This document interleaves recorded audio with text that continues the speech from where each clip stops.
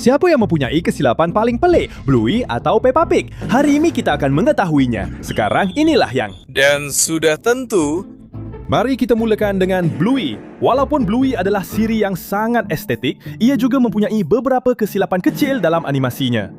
Pawagam Berantu. Dalam episod filem apabila Bandit, Bluey dan Bingo membeli bertih jagung dan tiket, dinding pawagam itu berwarna merah dan terdapat dua poster yang boleh kita lihat dengan jelas. Kemudian, apabila mereka keluar untuk membeli lebih banyak bertih jagung, dinding itu bertukar menjadi ungu dan poster-poster itu berubah sepenuhnya. Maksudnya, pawagam ini, adakah ia mempunyai kehidupan sendiri dan mengubah suai dirinya sendiri? Kau tahu, seorang ahli silap mata yang hebat tidak pernah mendedahkan rahsianya. Tapi bersedialah, sebab butiran peti sejuk dan papan tanda $4 masih sama, yang mengesahkan ia adalah tempat yang sama. Menariknya, dalam babak kedua muncul satu lagi papan tanda $4 di dalam peti sejuk yang sebelum ini tiada. Jawapannya mudah. Goblin. Mainan yang hilang dalam Mochileros. Dalam episod Mochileros, Bandit dan Chili mengibas kembali zaman muda mereka sambil menggendong Bluey dan Bingo. Di dekat kaki Bandit dan di belakang ekor Chili, beberapa mainan boleh dilihat berselerak di atas rantai. Semuanya baik setakat ini. Tetapi dalam adegan seterusnya, mainan-mainan itu hilang sepenuhnya, seolah-olah ada seseorang yang telah mencurinya. Wah, nampaknya ada seseorang yang suka mencuri. Tompok-tompok, Bingo dan Bluey yang berubah-ubah. Dalam episode yang sama, Mochileros, ketika Bandit keluar untuk membeli croissant, tompok-tompok Bingo kelihatan biasa. Satu di kepala dan satu lagi di belakang. Tetapi apabila Bandit mengeluarkan dompetnya, tompok-tompok itu bergabung menjadi satu sahaja. Kasihan Bingo. Saya rasa dia pening sebab anemia. Sebab itu sampai tompok-tompok pun bergerak. Tapi bila kamera menjauh, tompok-tompok itu kembali berpisah. Selain itu, tompok-tompok di belakang Bluey juga berubah posisi antara babak, seolah-olah ia ada nyawa sendiri. Bangku hantu di poster. Dalam episode itu, Frisky marah dengan Pak Ciraf dan memutuskan untuk batalkan perkawinan. Dia menjauhkan diri untuk bersendirian, dan Chili bersama anak-anak perempuan pergi untuk menenangkannya. Apabila kamera menjauh, kelihatan sebuah bangku dengan seekor anjing sedang duduk, nampaknya sedang makan sesuatu. Beberapa saat kemudian, apabila kamera menjauh sekali lagi, bangku dan anjing itu telah hilang sepenuhnya. Seolah-olah ia hanyalah seekor anjing hantu. Tompok pengembara dalam trampolin. Dalam trampolin, Bluey dan Bingo bermain dengan Bandit di atas trampolin. Pada satu ketika, apabila Bluey melompat, tompok yang biasanya berada di belakangnya tiba-tiba muncul di perutnya. Seolah-olah tompok itu telah memutuskan untuk melompat bersama dengannya dan terus berpindah ke perutnya. Kasihan Bluey, dia memang perlu diservis elok-elok. Pita yang hilang dalam episod Kelawar Buah.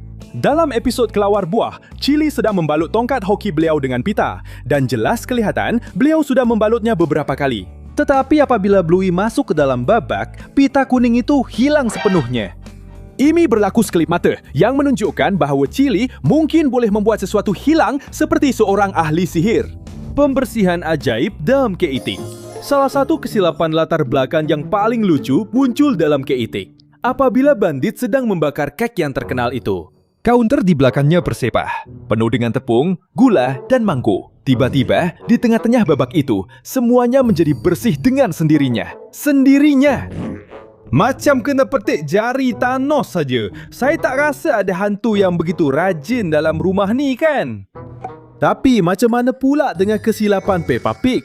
Semua orang cakap pasal Bluey, tapi Peppa Pig pun ada sisi gelap dia. Jadi, jom kita terus selongkar. Watak-watak yang meluncur. Lepas tu, jadi sesuatu yang agak janggal untuk dilihat. Peppa mula meluncur ke arah George, macam lantai tu licin sangat. Dan bukan setakat itu saja, Papa Pig dan Datuk pun meluncur juga, tapi duduk atas kerusi. Mereka tak berjalan. Dan dekat sini, kita memang kena berhenti sekejap. Lihat betul-betul pada babak ini. Ada 2 pinggan makanan dihidang, tapi tak ada sesiapa duduk di situ. Untuk siapa mereka hidangkan? Untuk hantu kebun ke? Tiada siapa yang tahu. Salad yang meragukan. Mereka memperkenalkan salad terkenal yang dibuat dengan tomato, daun salad, dan timun dari kebun Datuk. Dan George, untuk sekali dalam hidupnya, dia memang betul. Itu bukan salad. Tomato yang dipotong 2, sepotong timun dan sehelai daun salad tanpa sos bukanlah salad. Itu adalah bukti kesedihan semata-mata di atas pinggan. Bekas yang hilang. Tiba-tiba kau perasan sesuatu yang pelik. Garpu ayah hilang. Jadi soalan logiknya ialah bagaimana dia sepatutnya makan? Dan secara ajaib, seolah-olah dia seorang ahli sihir, Peppa mengeluarkan garpu dari poketnya.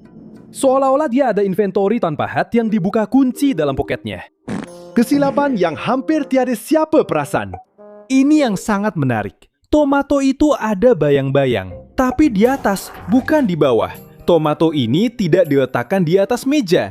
Ia macam terapung secara gaib. Garpu itu menembusi muka.